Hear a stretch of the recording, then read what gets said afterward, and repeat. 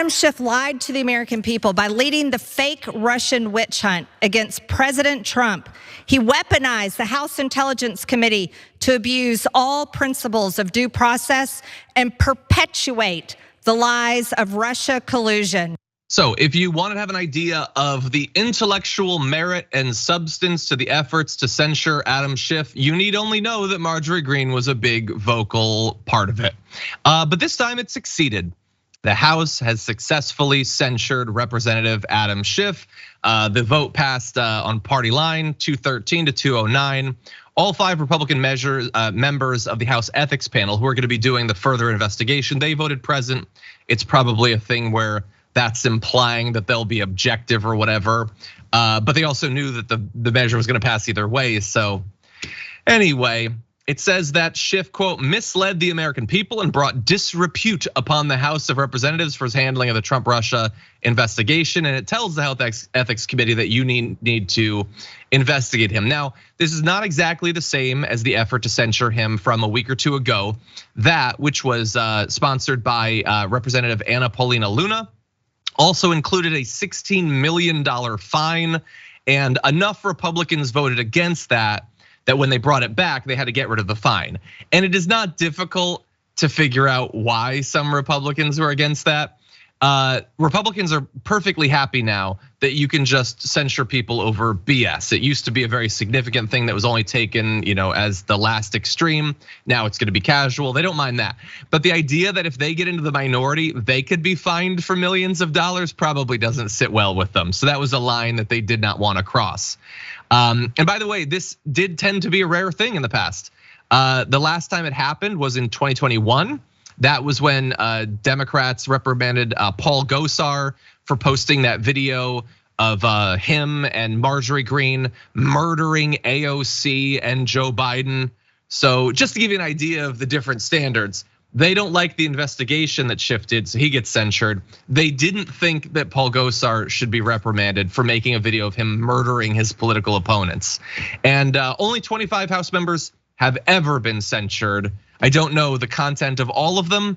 I would imagine this ranks pretty low in terms of the substance behind it, but what do you think, Daniel?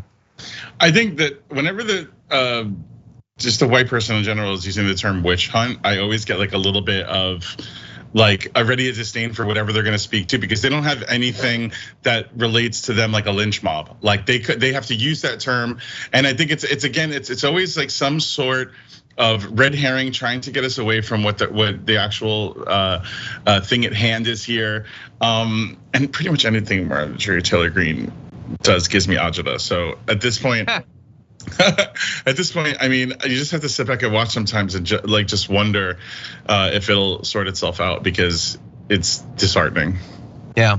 By the way, I'm not saying that I think that everything that Schiff did was awesome, or that Schiff is beyond reproach. He'd never lie or exaggerate. I'm not saying that. I have no personal loyalty to Adam Schiff, but it just seems noteworthy that they're like, you know what? Let's pause briefly from our never-ending work to investigate Joe Biden and Hunter Biden and all that, and we're looking for any sort of conspiracy theory that we can to say, how dare you do something that we think was inaccurate in terms of an investigation? You guys are going full steam ahead against the Biden family. Like you're trying to get Hunter Biden's dick pics. Like seriously, you think that Adam Schiff is the problem here? It's all political. And the response also will be political. Let's first give Adam Schiff an opportunity to respond. To my Republican colleagues who introduced this resolution, I thank you. You honor me with your enmity. You flatter me with this falsehood. You who are the authors of a big lie about the last election must condemn the truth tellers, and I stand proudly before you. Your words tell me that I have been effective in the defense of our democracy, and I am grateful. And yet this false and defamatory resolution comes at a considerable cost to the country and to the Congress. Yeah, look, he's gonna be defensive. I don't think that he necessarily cares, in part because the Republicans have made it such an obviously partisan thing that I don't think that it stings the way that it used to. And we're in such partisan times that honestly, it might even help him. He's certainly acting as if He thinks that it will. He's fundraising off of it. He sent out nearly 20 fundraising emails that have mentioned the effort to censure him since Anna Paulina Luna first introduced her version back on May 24th. And he sent out tweets. You can see here in the lead up to this effort to do it.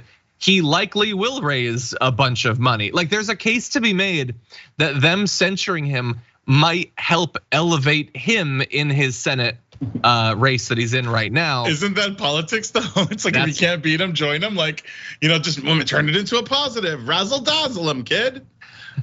Just throw a little glitter on it, honey. Like, what else are you gonna do?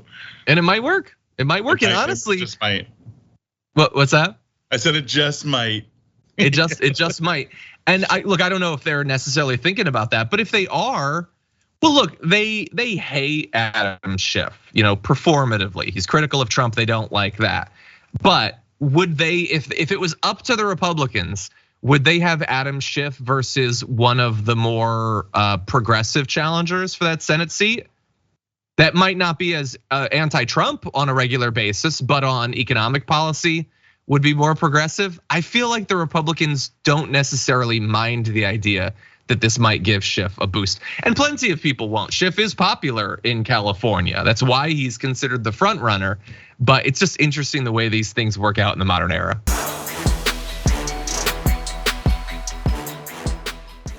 Check out the Damage Report podcast each day, wherever you get your podcasts, whether Pocket Casts or Stitcher or iTunes.